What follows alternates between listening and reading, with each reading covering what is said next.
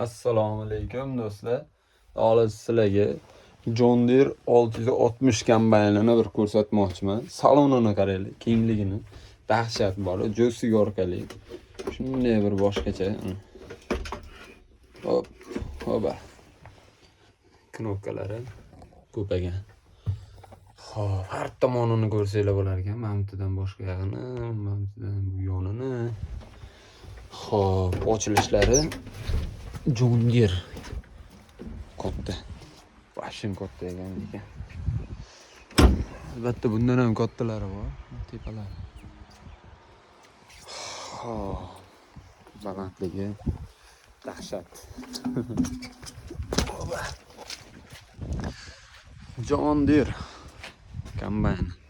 Malades. Kattaligini qaranglar. Baloniga ham alohida e'tibor berib qo'yish kerak ekan, ya'ni oldi baloniga. Boshqa kombaynlar juda kichkina bo'ladi-yu, mana buni qaranglar. Kattaligini. Malades. Baribir John Deere lekin.